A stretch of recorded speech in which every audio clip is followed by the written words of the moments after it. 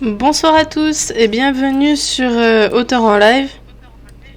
Donc ce soir nous allons interviewer Virginie Godet. Et du coup, je te laisse te présenter.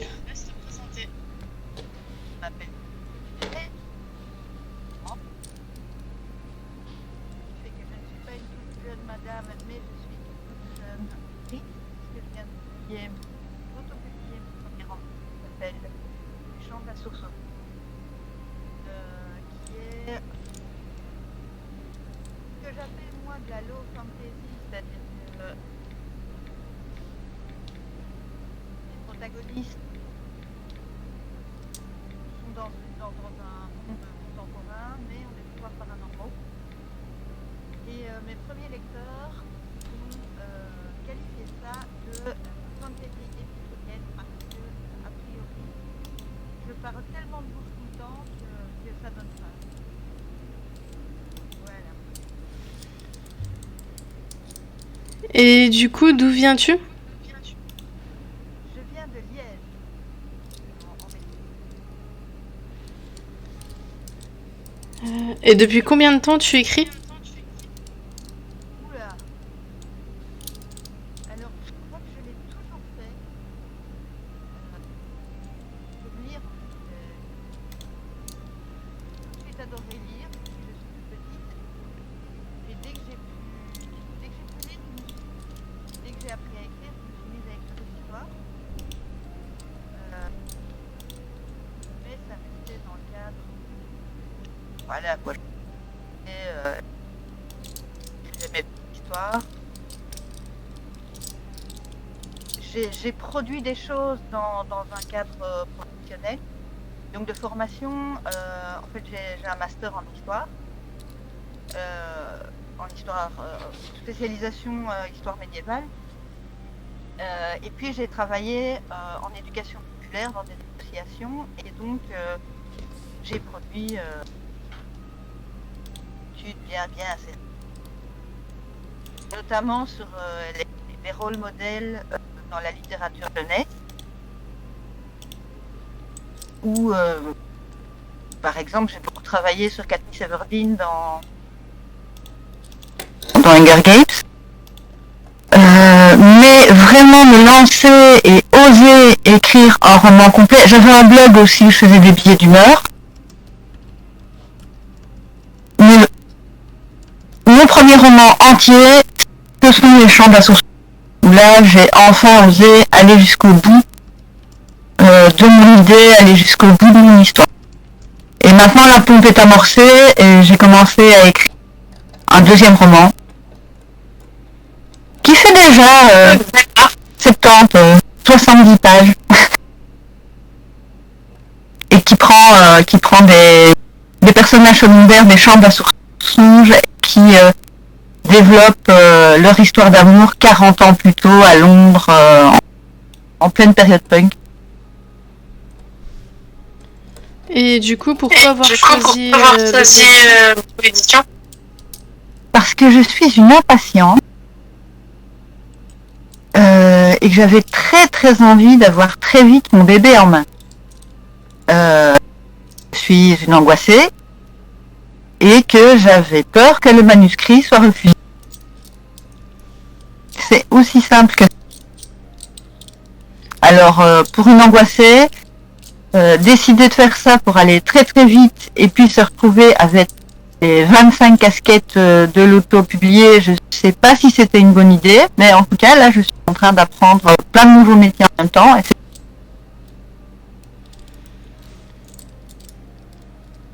Et du coup, quel genre écris-tu le plus ?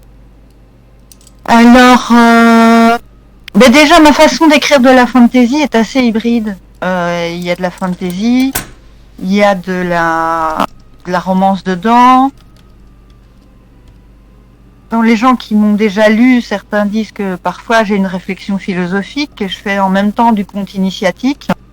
J'ai l'impression que dans les Chants de la Source au songe, les auteurs, ils trouvent un petit peu ce qu'ils veulent. Elles veulent. Et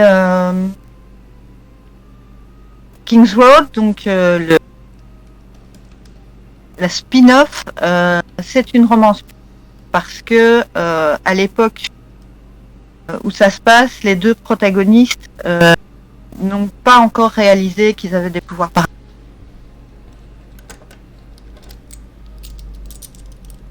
Mais donc Les Chants de la Source au Songe, en fait, c'est un premier tome de ce qui sera une trilogie. Et donc là, je vais continuer sur cette plus ou moins fantasy, philosophique, initiative.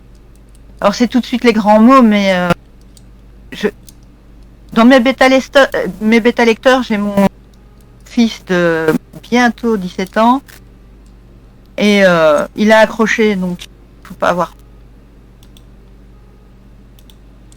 Et bah du coup, je vais te laisser nous présenter ton roman. Oui, alors donc le roman s'appelle Les Chants de la Source au Songe et c'est l'histoire d'une femme qui a une quarantaine d'années qui s'appelle Elisabeth.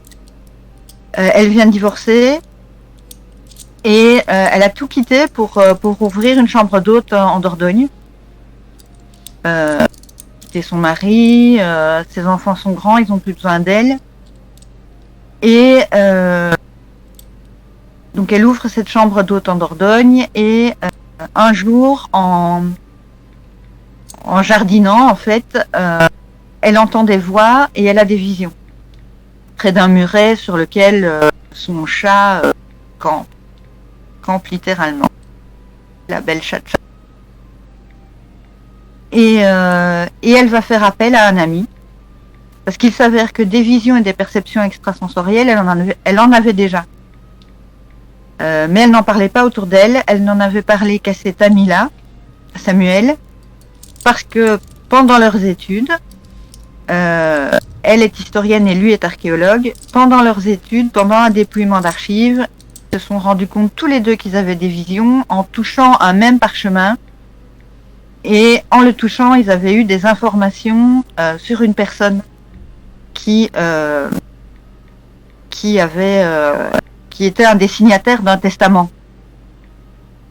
Donc, elle fait appel à Samuel et ils vont ensemble explorer les mémoires parce qu'ils vont entamer des fouilles à l'endroit où elle a entendu les voix. Et c'est là que commence leur aventure, et une aventure qui va leur faire explorer des vies qu'ils ont vécues ensemble. Et retrouver leur vraie nature. Qui les concerne eux, mais qui concerne aussi certains de leurs proches. Et on voyage entre la Dordogne, le désert marocain, Liège aussi, je fais un peu découvrir ma ville. Et dans la suite, on voyagera certainement vers Santorin et vers l'Angleterre et encore dans certains endroits en France. Voilà. Et est-ce que tu as des projets du coup pour 2021 ? Pour 2021, c'est finir King's Road. Je voudrais bien, comme c'est une romance, je voudrais bien la sortir pour l'été. En plus, c'est une romance. J'ai l'impression que, moi, j'aime pas trop les cadres, hein, donc je sors encore du cadre. C'est presque un roman historique puisque ça se passe en 1979 en Angleterre, donc il faut poser tout un cadre politique, tout un cadre culturel avec le punk, les new romantiques, toute une période très très foisonnante au niveau artistique, au niveau musical, au niveau de la mode, et donc je travaille là-dessus, et puis je fais toutes mes recherches pour continuer Les Chants de la Source au Songe. Donc les suites qui devraient s'appeler, mais c'est les titres de travail. Tome 2, ce serait Le Coudrier, et tome 3, Le Chèvrefeuille. et ça demande pas mal de travail de recherche. Enfin, historienne un jour, historienne toujours. Hein. C'est plus fort que moi. Et aussi pas mal de lectures pour un autre grand projet pour beaucoup plus tard qui pourrait être une fresque historique qui se déroule entre le Saint-Empire romain germanique et l'Empire byzantin. Mais ça, c'est vraiment grand projet démagogique. Pas démagogique, grand projet. Grand projet. Voilà. De quelque chose. Ces grandes fresques que j'adorais lire quand j'étais gamine.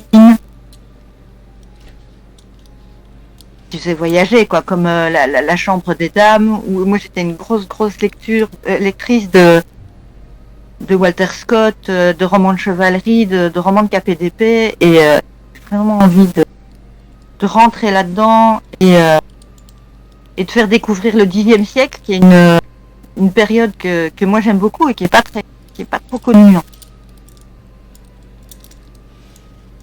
Enfin, c'est connu pour les techniciens. Et du coup, est-ce que tu as un conseil à donner aux personnes qui souhaitent se lancer ?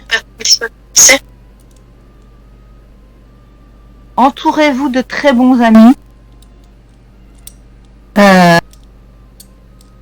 Lancez-vous, n'ayez pas peur et surtout, si ça vient pas, ce n'est pas grave. On se repose, on fait autre chose, on se nourrit l'esprit. Moi, je fais pas partie des staccanovistes qui disent je m'oblige à faire autant de signes par jour. Ça vient ou ça vient pas. Si ça vient pas, on respire, on va faire un tour. Quand ce sera de nouveau possible, on va se taper à une terrasse et on se prend un verre et puis on regarde passer les gens et surtout on écoute ce qu'ils disent. On n'a pas idée du nombre de bouts de dialogue qui peuvent venir quand on est à une terrasse ou dans les transports en commun. Il faut toujours écouter les gens parler. Il y a des morceaux de dialogue qui viennent. Vraiment, s'entourer d'amis qui croient en vous et qui n'hésitent pas à la fois à vous rassurer, à vous calmer, mais aussi à vous mettre des coups de pied au cul quand c'est nécessaire. Et du coup, on va passer aux questions surprises. Donc du coup, la première, c'est ton métier de rêve quand tu étais jeune, c'était quoi ? Alors, il y en avait 3. Le premier, c'était écrivaine. Ça tombe bien. Le deuxième, c'était styliste. Moi, je voulais devenir Coco Chanel quand je serais grande. Et le troisième, c'était actrice. D'accord. Ouais. L'endroit où tu te sens le mieux. Sans le mieux. Dans ma baignoire. Et ta destination idéale pour partir en voyage ? Le désert marocain. J'y suis allée une fois et si j'y mets un épisode des Chants de la Source au Songe, c'est pas par hasard. J'ai adoré ça. Ouais, c'est magnifique. Et sinon aussi peut-être l'Écosse. C'est soit aller où il fait très très très très chaud, soit aller où il fait froid, avec du vent. Il y a Steffi Wolfoter qui demande actrice de théâtre ou de cinéma. Le théâtre, j'avais un fantasme vers 14-15 ans, comme ça, où j'avais ce rêve absolu de jouer Phèdre dans la cour du Palais des Papes à Avignon. Alors ça ne s'est pas encore fait, et ça ne se fera sans doute jamais, mais voilà quoi. C'est jouer du théâtre classique. Quel est le meilleur cadeau que tu as reçu ? Une playlist de 7 heures pour m'aider à écrire. Et un film qui te fait pleurer à chaque fois ? La liste est longue.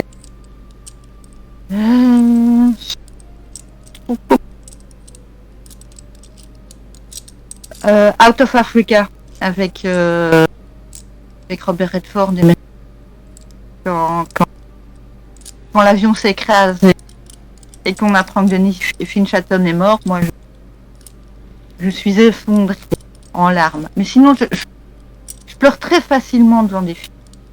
C'est une catastrophe. Pour une petite anecdote, j'ai une amie qui raconte toujours que quand on est allé voir Titanic au cinéma, au moment de sa sortie, hein, je suis pas fraîche, elle a cru mourir noyée, coincée entre une amie qui pleurait parce qu'il y avait eu 1500 morts et moi qui pleurais parce que c'était pas juste que cette belle histoire d'amour se finisse comme ça.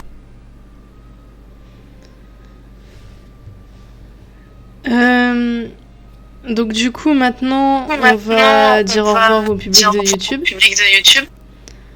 Et le chat si vous avez des questions, c'est le moment. Donc il y a Simon84 qui demande si ça te plaît un désert glacé type Arctique. Alors je l'embrasse très fort déjà.